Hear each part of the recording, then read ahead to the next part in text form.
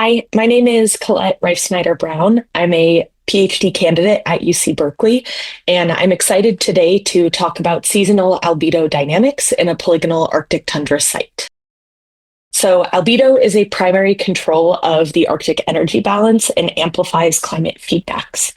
For those who are not so familiar, albedo is the percent of incoming light or radiation that is reflected by the land surface. So, really high albedo represents things like snow, and a really low albedo represents really dark surfaces. In some Arctic regions, controls of albedo, such as snow cover, shrub cover, soil moisture, are changing rapidly, but are measured at really coarse resolutions, like 30 meters. We suspect that in the tundra, there's fine scale variability in these controls that drives differences in albedo across the land surface and has really big implications for climate feedbacks. In order to test this hypothesis, we went to the Barrow Environmental Observatory on the North Slope of Alaska, which is covered by polygonal tundra. And you can see here in the figure on the bottom left an image of what polygonal tundra looks like, where we were looking at low and flat center polygons, which are created by the formation of ice, patterned ice that freezes underground. And then as it thaws, the land surface decreases above the ice, creating these different formations of low center and flat center polygons, which you can see in the crosscut on the right. So we built and deployed an above ground automated tram system to monitor albedo and NDVI.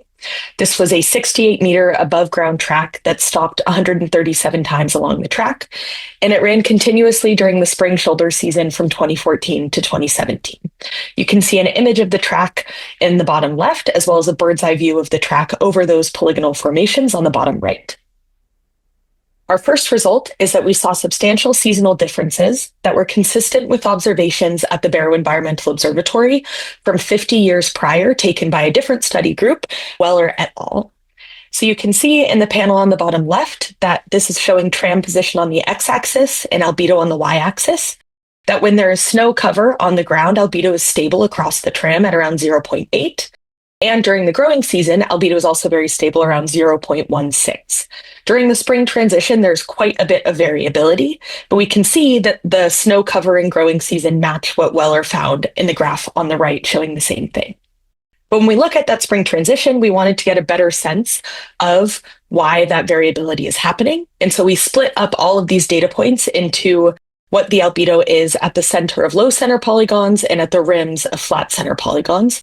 So in the plot on the left, you can see that snow cover was really concentrated for quite a long time in the centers and then dropped rapidly.